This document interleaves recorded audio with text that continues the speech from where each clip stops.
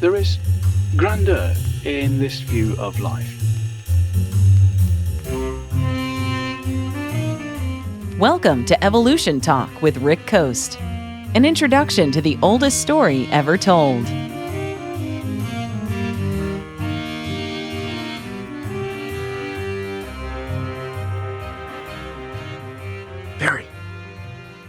Barry.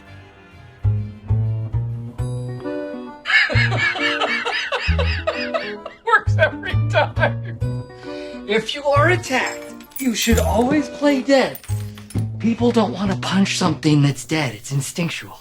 That clip, the one you just heard, was from the movie Dinner for Schmucks with Steve Carell and Paul Rudd. And he's right. Playing dead can help you avoid an attack. It seems to go against the whole fight or flight decision most organisms make when faced with a threat.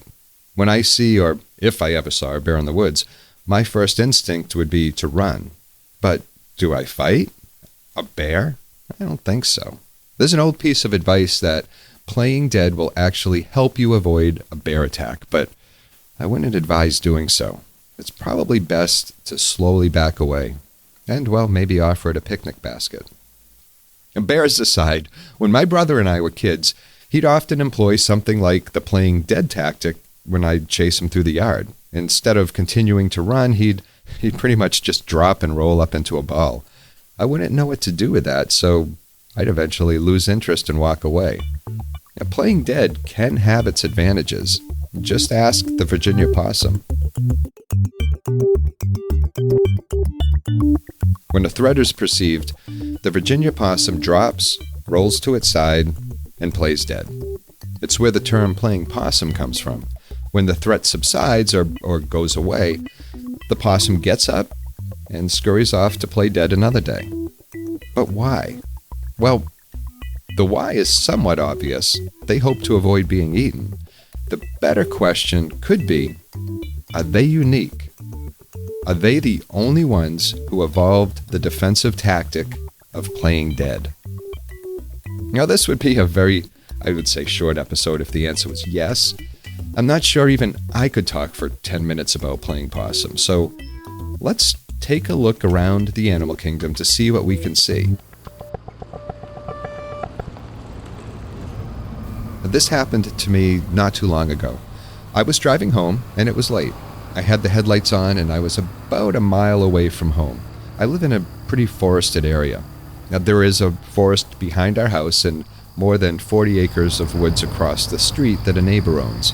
We usually see at any given time fox, turkey, and on occasion a bear. We also see a lot of deer. And that was the instance on this night. About 100 yards from my driveway, I came around a slight bend just in time to see one deer leap across the road, followed by a second one. Only the second one didn't leap. Instead, it froze.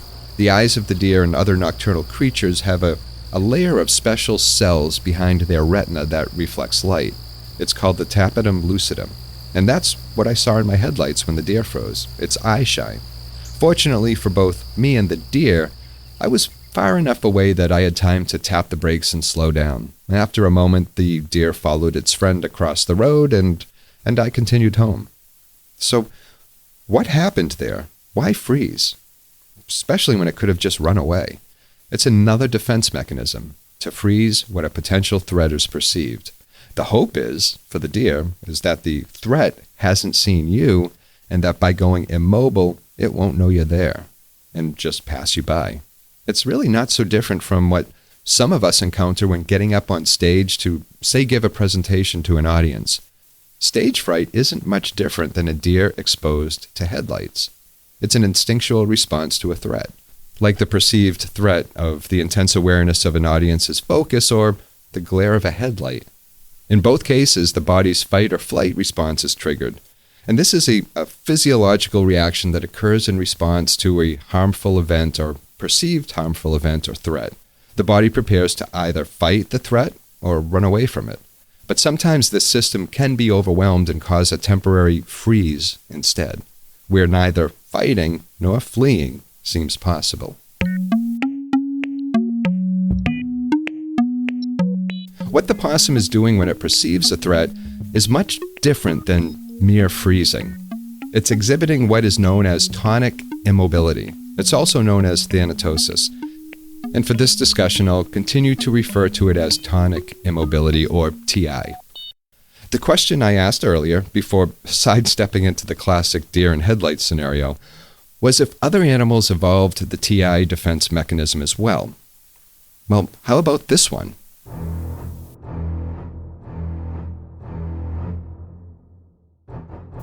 Yes, sharks. You wouldn't think that the sea's most feared predator would really ever find it necessary to play dead, but they do. Researchers will often induce TI in some species of sharks by turning them over on their backs. Doing so disorients the shark so that they may slip into a state of TI. But why? Well, the jury is still out on that, as sharks are often the apex predator and they really don't have much to fear in the ocean. It could be related to mating. But either way, they can remain in this state for as long as 15 minutes, which is helpful if the researcher's goal is to tag the shark for future tracking and migration studies. And then there's rabbits. What's up, Doc? Rabbits, too, will often play dead when threatened. They'll use TI as an anti-predatory response. The closer the threat is, the longer the response is. You'll see the same thing with ducks, chickens, and even some lizards. But it's not only the vertebrates of the world. Invertebrates like some spiders do this as a mating ritual or to avoid confrontation with the female. It's almost like faking sleep to avoid an argument. Or in the case of the male wolf spider, playing dead might prevent it from being eaten by the female after mating. Fun, right? There are evolutionary benefits to this. If I was a male wolf spider and I risked being eaten after having sex, I'd play dead too in order to mate again another day. In the case of fire ants, have you ever been bitten by one of those? It hurts, trust me. But young fire ants, if in battle with another colony, will exhibit TI while the older ants fight. It appears that TI is more prevalent in the younger fire ants. And by doing so, they're 4 times more likely to survive the attack than their older colony defenders. And this gives the colony a better chance of surviving, especially if the young are preserved, which, thanks to TI, they are.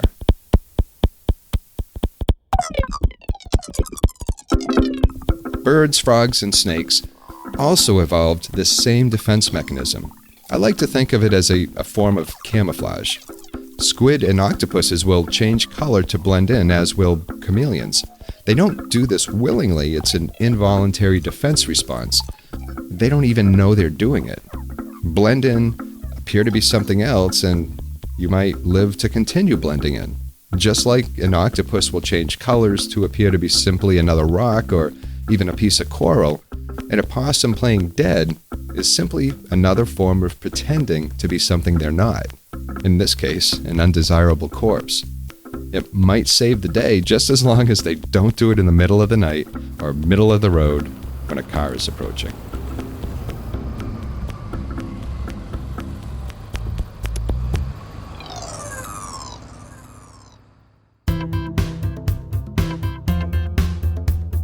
I hope you enjoyed today's episode of Evolution Talk. I'm Rick Coast, and if you find value in this show, please consider supporting it at evolutiontalk.com. I'd love to keep the show alive and do so without ads, and I can only do that with your assistance. Help spread the word and share the show with your friends. At evolutiontalk.com, you'll find more information, some recommended books about evolution, and also ways to contact me. I'd love to hear from you, and I hope your week is going well. And until next time, please take care of yourself.